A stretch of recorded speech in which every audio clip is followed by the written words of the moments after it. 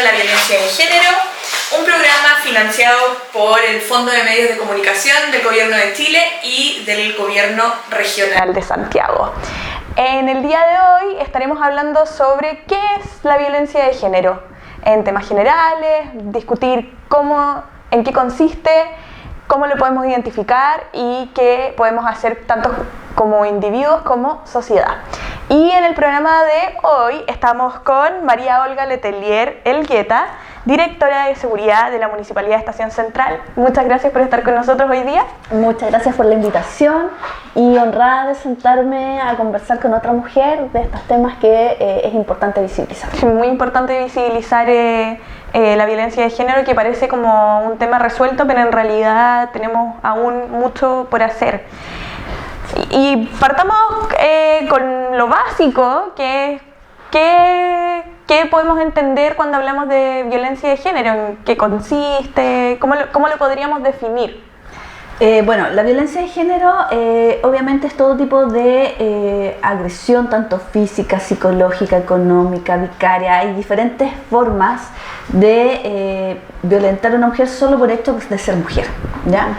En donde en esta sociedad patriarcal, heteronormativa, se ha generado desde el modelo hegemónico, se ha asignado a la mujer a cumplir ciertos roles en la sociedad, y el desmarcarse de estos roles se genera obviamente cuestionamientos de la sociedad y principalmente del mundo masculino. Y cuando hablamos de... Es muy interesante porque señalas que hay distintos tipos de violencia. Entonces, antes de empezar a preguntarte cuáles son estos tipos, como son varios tipos de violencia, para nosotros como individuos no debe ser tan fácil detectar esta violencia. ¿Cómo crees que podemos identificarla o cómo distinguir la violencia de género? O sea, principalmente hay que informar a la sociedad, hay que difundir, hay que sensibilizar, y para eso existen diferentes programas que se han generado desde el gobierno, pero es muy difícil y complejo sentarse a hablar de violencia. No es algo que es algo agradable, hoy juntémonos a hablar de la violencia. No es un espacio que sea grato para las personas, tampoco es atractivo. Por lo tanto, hay que ir visibilizando con respecto desde la pequeña infancia, desde que cuando las mujeres están embarazadas, ya se les determinan los colores de la ropa que va a tener ese bebé. Entonces desde ahí ya tenemos que empezar a deconstruir que los colores son colores, que los juguetes son juguetes, para no ir ya desde la pequeña infancia determinando cómo yo me tengo que vestir, con qué cosas yo tengo que jugar, donde las diferencias con respecto a los tratos en las dinámicas propias familiares. El plato más grande siempre es para el hombre, para el dueño de casa. Las labores, los roles, por ejemplo, quién pone la mesa, quién levanta la mesa, espacios para niños, espacios para niñas en las escuelas. No hay baños, por ejemplo, para los agéneros o para los transgéneros. Digamos, los establecimientos educacionales no tienen esa apertura aún de tratar a las personas como es su identificación de género. Por lo tanto, yo creo que es sumamente importante visibilizar el género y hablar del género.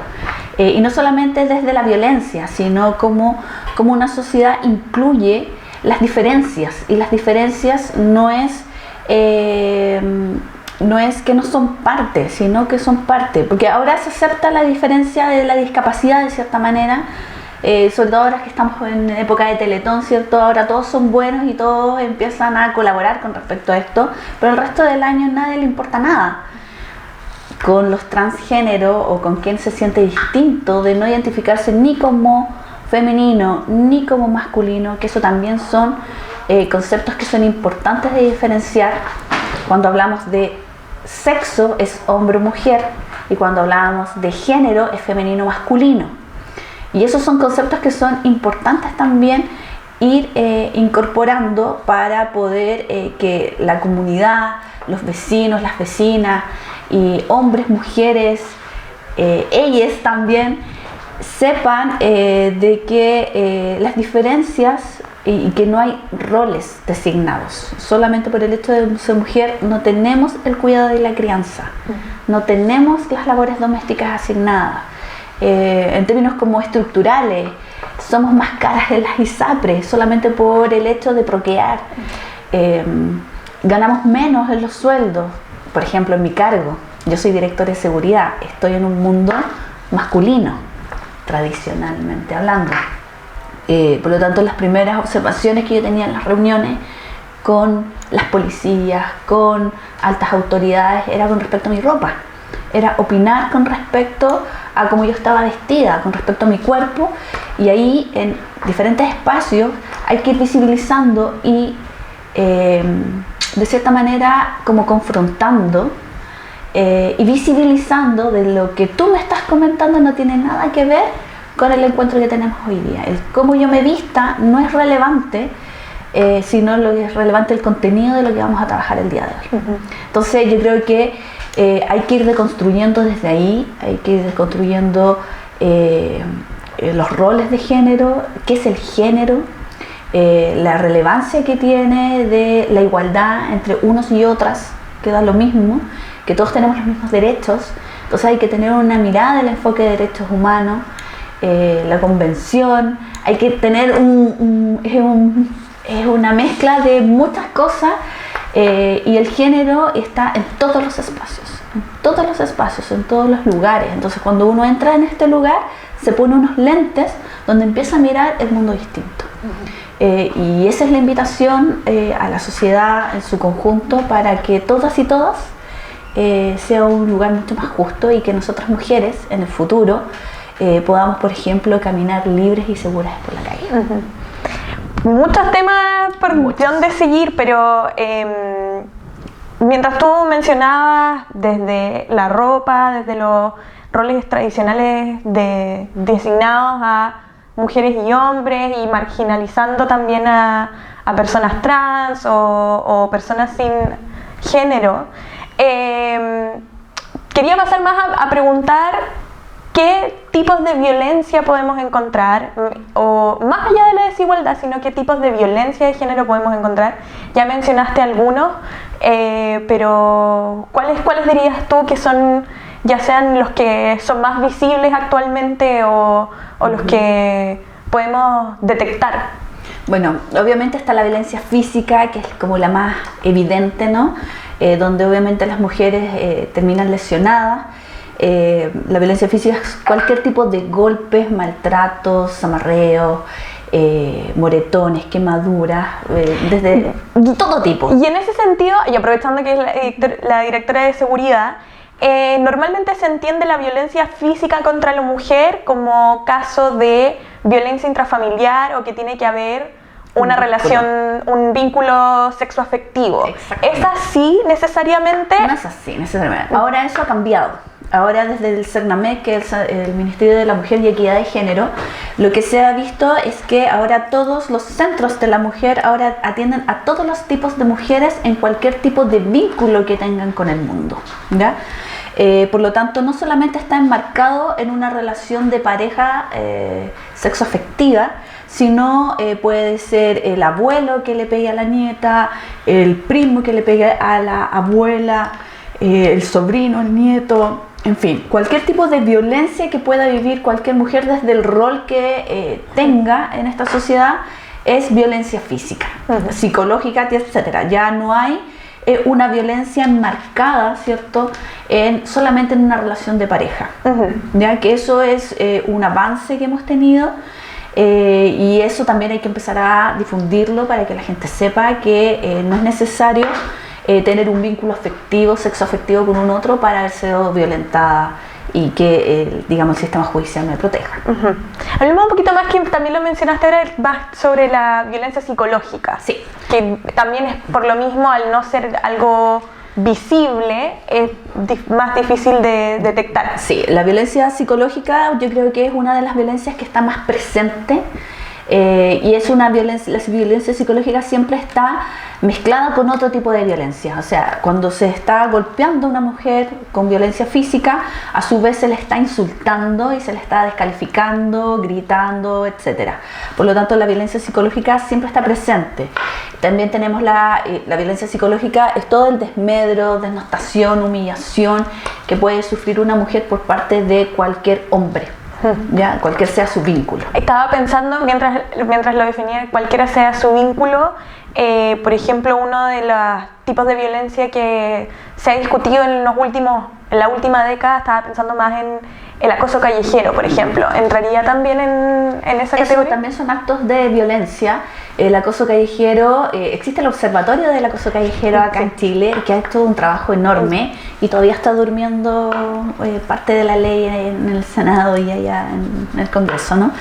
Pero han hecho un montón de trabajos porque el daño que genera el acoso callejero, de que cualquier persona, cualquier hombre se atreva a opinar con respecto a mi cuerpo, a denostarme, a decirme lo que se le ocurre con respecto a mí, genera consecuencias, genera temor. Cuando nosotros transitamos en el espacio público siendo mujeres es muy distinto de cuando camina un hombre. Los temores que tiene una mujer en el espacio público cuando anda sola siempre tiene que ver más bien con la esfera sexual, con la intimidad personal, versus cuando se le pregunta a un hombre cuál es el temor en el espacio público que tiene, es que le van a robar la billetera o el celular. Entonces, claramente no pueden compararse los temores que tienen las mujeres y los hombres con respecto a ocupar el espacio público. Y ahora se está visibilizando, ¿cierto? Y siempre se cuestiona, ay, pero fue un piropo, ¿cómo te va a molestar a ti que yo te diga que te encuentro bonita o que te encuentro guapa? Perdón, no tengo por qué escuchar lo que tú piensas de mí con respecto a mi cuerpo o cómo yo me he visto. Y eso los hombres no lo logran entender. Es muy difícil porque yo creo que los hombres nunca van a poder entender lo que las mujeres viven diariamente de parte de su sexo y de su género con respecto a la violencia que todos los días nosotros estamos expuestas en el transporte público, en el metro, en las esquinas, en las calles, con los compañeros de trabajo, con las tallas en doble sentido, con la denostación de los trabajos, de que uno tiene que demostrar todos los días que es capaz, que es inteligente, que no solamente es una cara bonita y un cuerpo perfecto, que yo siempre lo caracterizo así.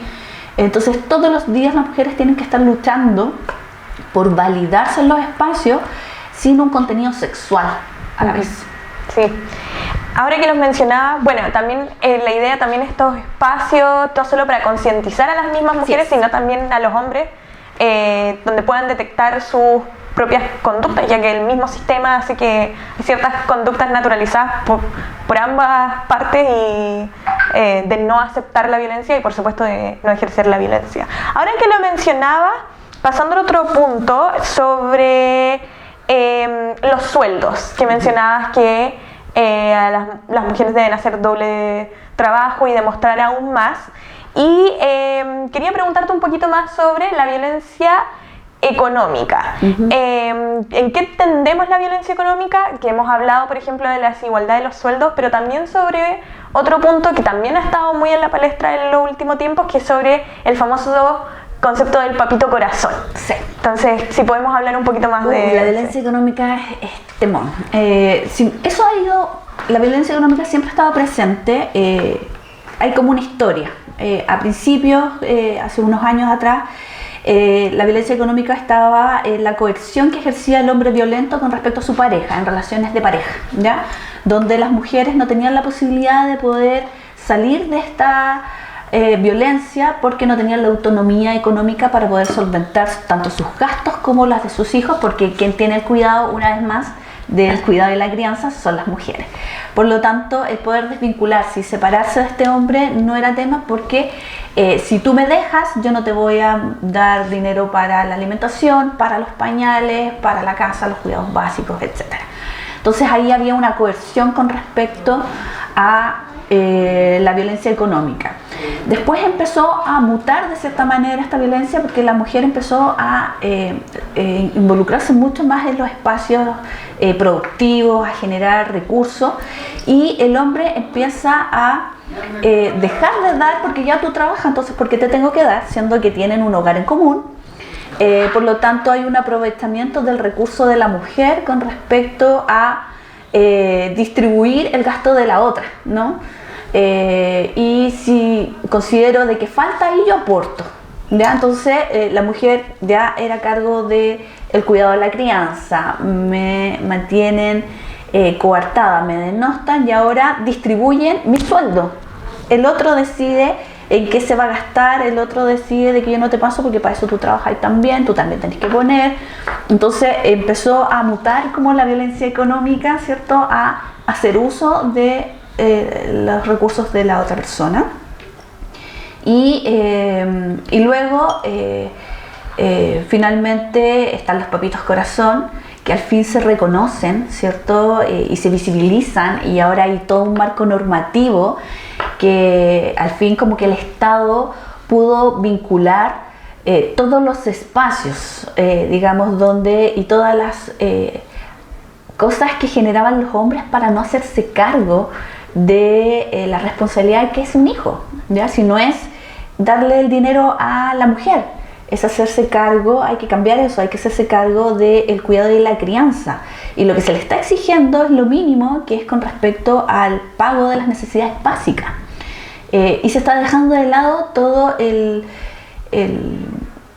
problema que trae para las personas el no haber tenido un papá presente, desde lo emocional y desde lo afectivo.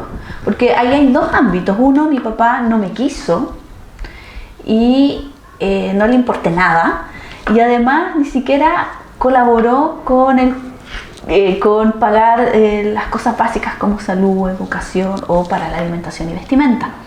Entonces ahí las consecuencias de ambos, o sea, como de esta sensación de abandono de un otro, donde hay una mamá luchona, ¿cierto?, que tiene que hacer todos los roles, tiene que trabajar con condiciones peores que las de un hombre, y donde no para de trabajar. Las mujeres son 24/7, literal 24/7, donde si salen de su jornada de trabajo llegan a hacer las cosas en la casa, y llegan a hacer las labores domésticas, llegan a hacer las labores de cuidado y de crianza.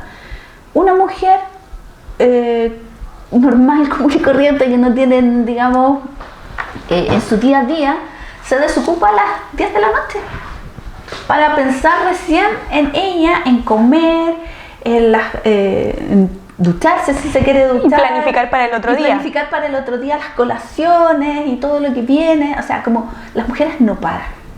Y en ese sentido los papitos corazones han descansado eternamente en las mujeres, en una irresponsabilidad afectiva y además económica. Entonces ahí las mujeres viven una violencia económica, la cual es muy importante visibilizar, que no solamente ellas, sino también las niñeces se han visto afectadas no solamente por que no les paguen para cubrir sus recursos, sino también todo el mundo afectivo que se da.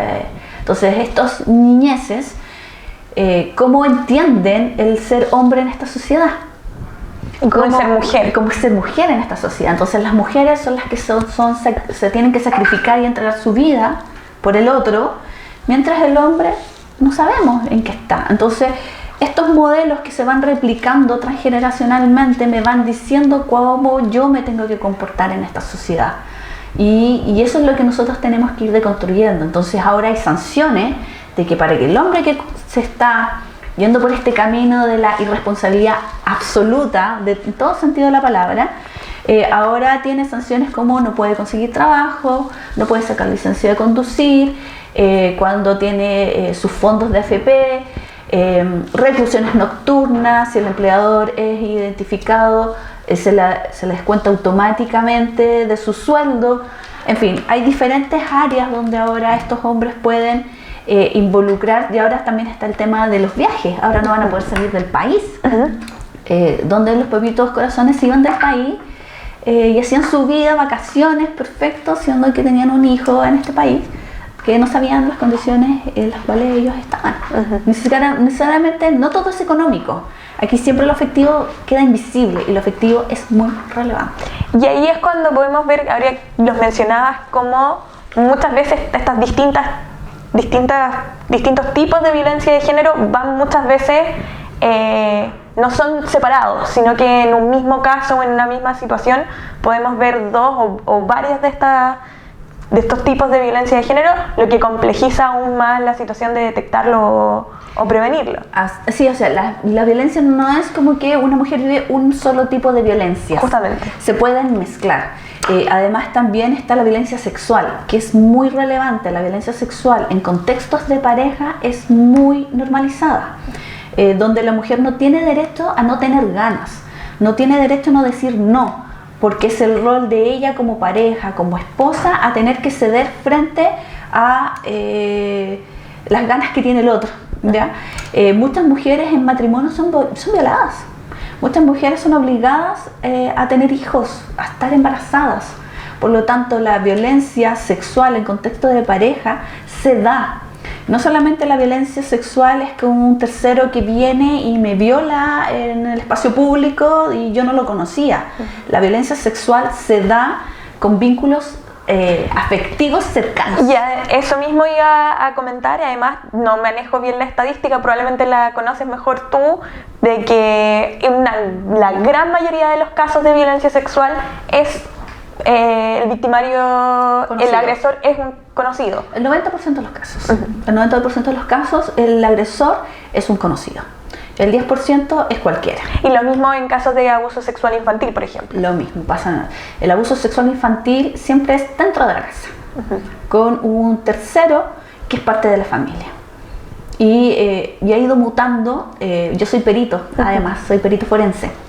Y en consulta he visto mucho de que los vínculos cada vez son más cercanos, porque generalmente era el tío buena onda, ¿cierto? El tío de la familia, que en el contexto de una dinámica social, ¿cierto? Un asado, que el cumpleaños de no sé qué, en el matrimonio, bautizo, llegaba este tío buena onda donde ahí generaba estas conductas bizarras y horrorosas con respecto a un niño o una niña. Y lo que se ha dado últimamente, que lo he visto en la consulta, yo diría los últimos 6 años, 8 años, es que ahora es el vínculo biológico, padres biológicos, donde hay sangre, digamos, un vínculo que es súper distinto, porque es muy distinto el vínculo afectivo que yo tengo siendo la pareja nueva de tu mamá, con respecto a esto, que es el tío, ¿no? A mi papá biológico o al abuelo, ¿ya? Que también se está dando mucho, y también mujeres. Que no es esto, los delitos no son exclusivos de género, los delitos son transversales al género y al sexo. Por lo tanto, también tenemos mujeres que la diferencia, y que la ley también cambió al respecto, que las mujeres no violan, por ejemplo, porque no tienen pene para violar, porque la violación es la penetración. Y ahora eso cambia la ley, cambió hace unos años, donde la violación puede ser anal. Estoy hablando bien brutal, perdón, pero hay que informar a la comunidad. Puede ser anal, vaginal o bucal, ¿ya? Y eso es muy relevante porque las mujeres incorporan objetos, elementos, ¿ya? Para poder generar este acto horroroso, ¿cierto? Que es lo peor que le puede pasar a un niño o una niña, y con otros elementos genera esta violación. Por lo tanto, eso también está penado ahora. Y antes eso las mujeres que violaban no estaban consideradas dentro de la ley y no podían ser sancionadas. Y eso también ha mutado, y también las mujeres violan y también las mujeres abusan. Perfecto, estamos con María Olga Letelier Elgueta, directora de seguridad de la Municipalidad de Estación Central, aquí en el programa Erradicando la Violencia de Género por Pajaritos FM. Recordar que este programa está financiado por el Fondo de Medios de Comunicación del Gobierno de Chile y del Gobierno Regional de Santiago. María Olga, lo que estábamos mencionando sobre que las mujeres también abusan, y hay dos preguntas en realidad que están muy ligadas. El primero, como tú mencionabas, la violencia de género no es exclusivo de violencia de hombre hacia la mujer. Y de hecho, muchas veces las personas que rechazan o lo que llaman como ideología de género, etcétera, señalan, bueno, ¿qué pasa con el caso al revés, de las mujeres que violentan a los hombres? Entonces, te quería preguntar un poco por eso, que también la violencia de género va a esos casos, por ejemplo, de mujeres que agreden a sus parejas, hombres, o las mismas agresiones, por ejemplo, entre parejas que son de la comunidad LGBT o crímenes de odio, como ir más allá, otros tipos de casos de violencia de género. Eso por un lado. Y lo segundo que tú mencionabas, que me parece que está relacionado también a esto, es cómo en los últimos años han crecido las denuncias y ha permitido, por ejemplo, estoy pensando en el caso de hombres agredidos por sus parejas mujeres, se atrevan a denunciar, que un poco también esta violencia de género impide que los hombres denuncien, por ejemplo. Así es. Esto es un tema súper relevante y generalmente sucede cuando yo hablo de violencia en todas las partes donde me desarrollo. Siempre estoy hablando de estos temas, siempre los hombres me dicen, ¿y nosotros cuándo? ¿Y cuándo el centro de hombres? Obviamente, estadísticamente, las mujeres históricamente somos más violentadas que los hombres. En términos estadísticos, obviamente es incomparable. La posición que tienen los hombres de privilegio y las mujeres de subordinación en todos los ámbitos, eso no ha cambiado, ¿ya? Eso sigue estando presente. Lo que sí que en ese marco, en ese modelo hegemónico donde se da esto, también los beneficios que tienen los hombres en múltiples ámbitos, también se les exige en esta sociedad cumplir con ciertos roles, como estar desembarcado desde lo afectivo, en no ser responsable efectivamente, en tener que ser proveedores en la casa, en tener ciertos estándares, en tener que tener vínculos más bien superficiales, ¿cierto? No involucrándose, no participando tanto en labores domésticas o ciertos deportes tienen que cumplir, tienen que tener cierto estatus en términos físicos, logros económicos, o sea, como que también a los hombres en este modelo hegemónico se les exige ciertas tareas evolutivas propias de las edades que van cumpliendo y los que quedan fuera son estigmatizados. E incluso la presión de los hombres de ser predominantes sexualmente. Absolutamente. Hasta como promoción, no sé si de la promiscuidad, pero de tener múltiples parejas al mismo tiempo. Exacto, en ese sentido los hombres son mucho más validados y son mucho más machos alfa, ¿cierto? Mientras más chicas se involucren con ellos. Versus todo lo contrario, que sabemos históricamente, si una mujer se involucra con mucho, no es mirada de la misma manera. Por lo tanto, la promiscuidad es muy validada en el género masculino versus en el género femenino. De eso por una parte. Sin embargo, también eso los ha llevado a tener que ser invisibles cuando les pasan cosas con respecto a la violencia. O sea, si son maltratados por sus parejas, son estigmatizados, ir a una unidad policial a denunciar esto, claramente no hay espacios para ellos. O sea, tampoco es que se generen espacios para que ellos puedan denunciar. Es una sociedad que no está preparada para la debilidad masculina, ¿cierto? Para la emocionalidad masculina. Los hombres generalmente con la emoción que viven es la rabia. Se les permite socialmente ser muy rabiosos. Todas las relaciones que ellos tienen siempre van desde la rabia. O sea, si tú vas manejando, ves una pelea, está la rabia ahí porque chocaron, porque el tema del dominio, ¿no? Del poder y del control, siempre está presente en las relaciones, digamos, masculinas. Y no se les permite ser, por lo tanto, en términos estadísticos, no sabemos cuántos hombres son violentados. No hay estudios al respecto porque es una problemática que los hombres no la visibilizan. Y también, digamos, desde el modelo hegemónico, lo que ha buscado el feminismo es visibilizar las violencias que tienen las mujeres. O sea, si estamos hablando de feminismo, y no es que el feminismo esté por sobre... Siempre hay un concepto mal entendido, que el feminismo no es en contra de los hombres. Lo que busca el feminismo es la igualdad, es validar los derechos. Lo que tú haces, yo también tengo derecho de hacerlo, es la igualdad de derechos y oportunidades entre unos y otras. Entonces hay un concepto también mal entendido con respecto a eso. Y por supuesto que también al cambiar estas ideas de masculinidad y feminidad, promueve también que los hombres puedan denunciar y puedan también ser protegidos por el sistema y por la sociedad de las violencias que sufren también diariamente. O sea, los hombres no tienen que ser siempre los fuertes, tienen derecho a ser débiles, y ser débil no es malo. Entonces cuando se les insulta a un hombre, ¡ay, es niñita! ¿Qué estamos diciendo? Ahí hay una violencia que es súper simbólica con respecto a decirle a un hombre que es niñita, o a los niños le decimos, ¡ay, está llorando ya la niñita! ¿Qué estamos diciendo? ¿Ser niñita es un insulto? Y ahí hay una concepción que tenemos que ir deconstruyendo. Sí. Bueno, esta pregunta podemos estar mucho tiempo conversando, sobre todo en tu rol como directora de seguridad, pero ¿cómo combatimos la violencia de género? ¿O cómo la combatimos, cómo la prevenimos, cómo la denunciamos? Y también en esta pregunta, que es súper amplia, por supuesto,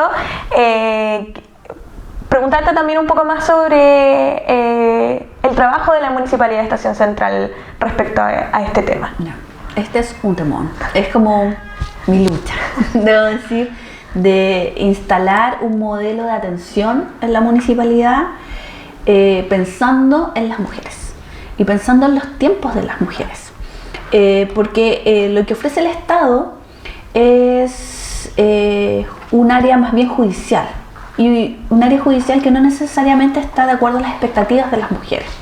Por lo tanto, lo que nosotros hemos hecho como Dirección de Seguridad a través de este municipio es, primero, educar a quienes trabajan en la Dirección de Seguridad, ¿ya? Cualquier funcionario que trabaja en esta dirección tiene que tener enfoque de género, tiene que tener enfoque de derechos humanos, tiene que saber la Convención de los Derechos de las Niñas y Niños. Y desde ahí empezamos a generar una intervención, porque tú te tienes que posicionar en este escenario que es el mundo desde un lugar, y desde ese lugar puedes intervenir. ¿Qué casos cuánto más o menos se ve como casos de violencia intrafamiliar o de violencia de género aquí en la comuna? Altísimo, altísimo. Tenemos el delito que más ocurre en nuestra comuna, es la violencia intrafamiliar, es la violencia de género, es el delito que más ocurre. Y todas las fuerzas policiales, Fiscalía, Estado en su conjunto, están concentrados en el robo de celular, en el robo por sorpresa, que sí son delitos, que son importantes, sí lo son, pero el delito contra las personas, entre las personas, las violencias entre las personas es más importante que un teléfono que tú puedes conseguir. ¿Me explico? Entonces hay que empezar a generar una deconstrucción de la estructura, donde están todos los recursos, está todos los focos investigativos en desarticular las bandas que operan, por ejemplo, acá en la Alameda.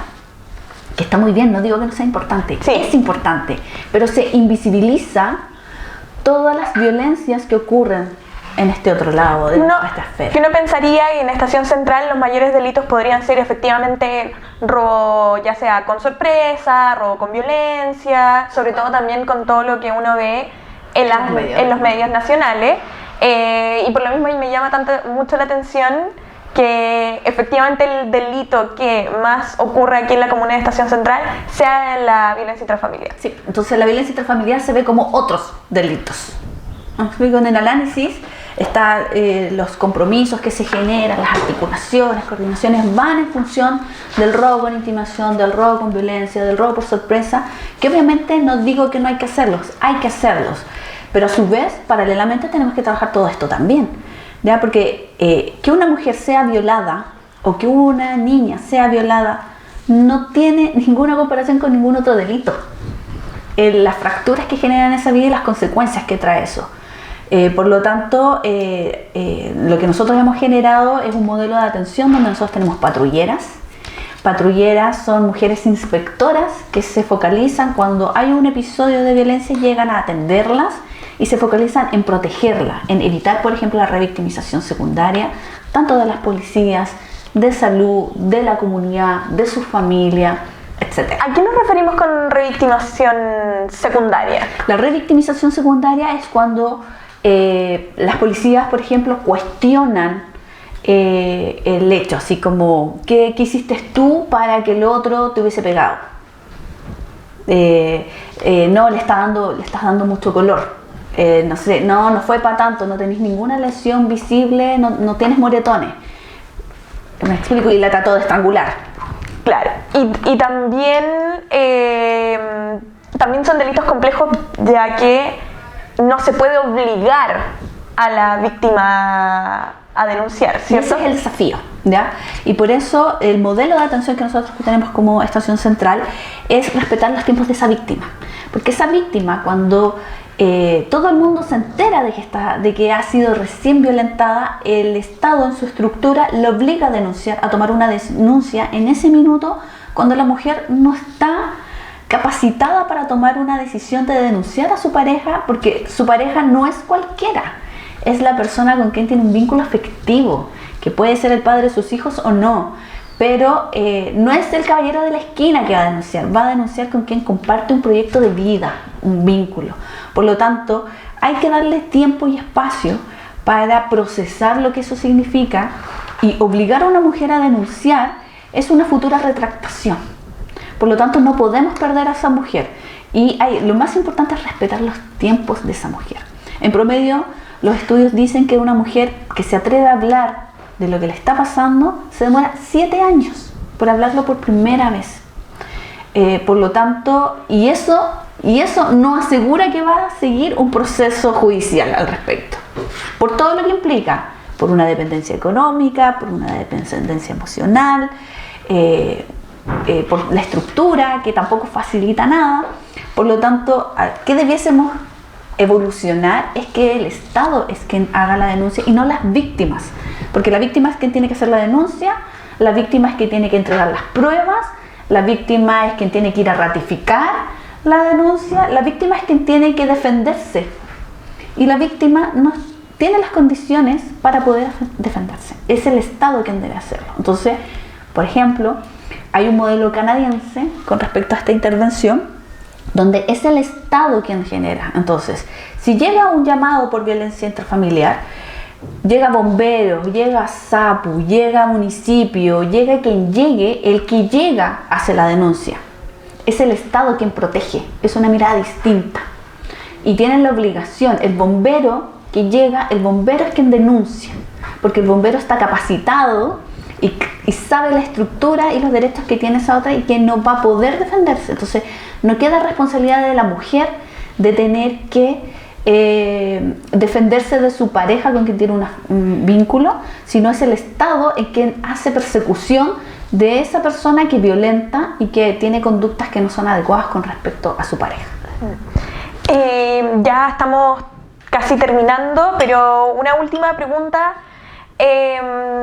María Olga, sería: ¿cuáles son los desafíos que aún quedan para la comuna respecto a la violencia de género? No necesariamente la violencia intrafamiliar, sino que otro tipo de violencia de género que se pueda hacer aquí a nivel comunal. Sí, los desafíos principalmente tienen que ver con nuestra comunidad migrante que tenemos un gran porcentaje de multinacionalidades y obviamente y múltiples condiciones migratorias también en este país. Y la relevancia es que da lo mismo si entraste por pasos habilitados o no habilitados. Solamente por el hecho de ser mujer en este país, tú tienes derecho a denunciar, por ejemplo. Y eso es algo que tenemos que difundir con mayor fuerza, tanto para todas las mujeres, niñas, jóvenes, etcétera, que puedan estar en este país, que tienen derechos, independientemente de su condición migratoria. También tenemos que tener espacios para poder, de la multiculturalidad, para poder integrar en esta comuna que tiene múltiples desafíos enormes, pero tenemos que ofrecer oportunidades a las jóvenes para que no sean reclutadas para explotación sexual de niñas y jóvenes.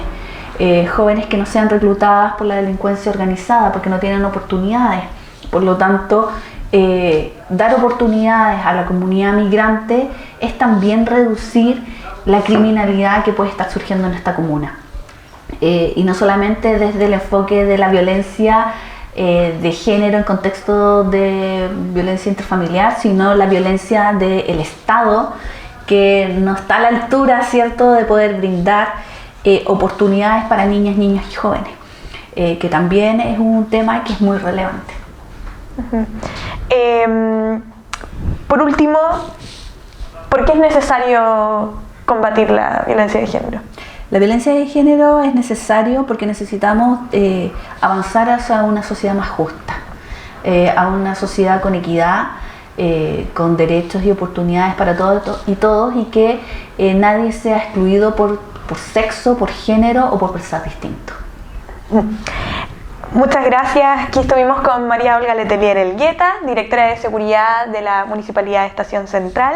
Muchas gracias por estar con nosotros para conversar sobre este tema tan importante que es la violencia de género. Sí, estoy súper agradecida porque generalmente nadie se toma una pausa saludable para poder hablar de estos temas, así que agradecer a quienes han financiado este programa también, y cordialmente bienvenidos para poder seguir potenciando y que ustedes puedan conocer, y a su vez también la labor que hacemos con respecto a la intervención de la violencia de género. Muchas gracias, María Olga, y muchas gracias a ustedes por vernos en este podcast de Pajaritos FM, nuestro programa Erradicando la Violencia de Género, financiado por el Fondo de Medios de Comunicación del Gobierno de Chile y del Gobierno Regional de Santiago. Y nos vemos en una próxima ocasión. Chao.